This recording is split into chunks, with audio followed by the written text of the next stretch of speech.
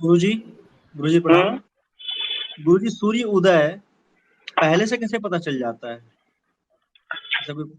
उसका चार्ट होता है। जी। सूर्य का जो अक्षांश और देशांतर के अनुरूप मूवमेंट होता है पृथ्वी के दोनों तरफ, उत्तरायण और दक्षिणायण आते जाते समय, तो उस पर हमारे मनीषियों ने, ऋषियों ने, चिंतकों ने उसके डेट वाइज उसकी एक सूची बनाई और उन्होंने कहा कि 1 जून 1901 को सूर्य इतने बज के इतने मिनट इतने सेकंड पर उदित हुआ। फिर उसके बाद उसको टैली करते गए करते गए करते गए करते गए तो पता लगा कि वो अगले 100 साल तक उसी तरह कर रहा है।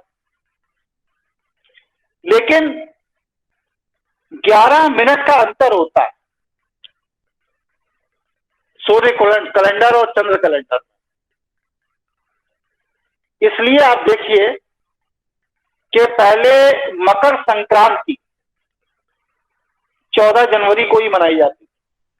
बचपन से ही हम लोग देखते आ रहे 14 जनवरी को। अब जो मकर संक्रांति है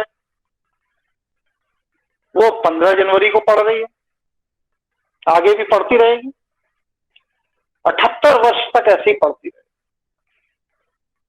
और इसके बाद फिर वो 16 जनवरी को पड़ने लगेगी।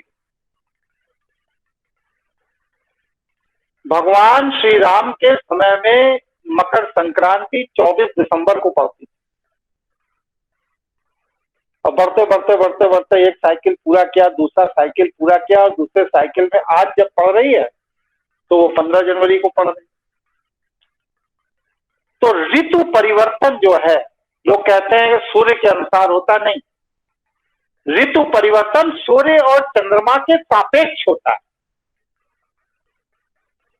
इसीलिए हमारे यहां तिथि के अनुसार भादो माह में आज भी बाढ़ आती है और भगवान श्री कृष्ण के समय में भी आई थी 550 साल पहले, 5,500 साल पहले। आगे भी 5,500 साल बाद भादो महीने में ही बाढ़ आएगी,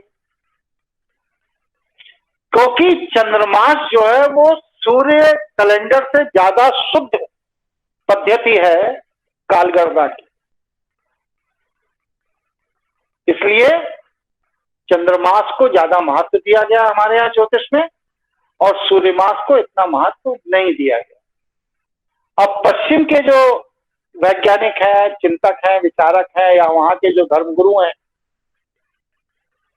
उनको इतनी बारीकियों को समझने की समझ नहीं थी। इसलिए उन्होंने सूर्य के मूवमेंट के हिसाब से कैलेंडर बना लिया और उसमें हर चौथे साल एक लीप ईयर बना दिया कि एक दिन एक्स्ट्रा कर दो, बात खत्म हो गया। लेकिन वह भी गणना गलत है, और ये बात मैं नहीं कह रहा हूं, ये बात वो लोग खुद कहते हैं, क्योंकि समय समय पर उन्हें अपने कैलेंडर में अपडेट करने पड़ते हैं, उनमें दिन घटाने बढ़ाने पड़ते हैं, इवन महीने भी घटाने बढ़ाने पड़ते हैं। इसका एक पूरा लेख है, मेरी वेबसाइट पर पड़ा है, आप लोग देख लीजिएगा कि अंग्रेज कैलेंडर में 2000 साल में कितनी बार परिवर्तन किया गया। इसलिए पंचांग गणना ही शुद्ध गणना है। इसलिए हम लोग ज्योतिष में चंद्र गति पंचांग गणना को शुद्ध मानकर ही नक्षत्र निर्धारण करते हैं, नक्षत्र का चरण निर्धारण करते हैं और राशि का निर्धारण करते हैं।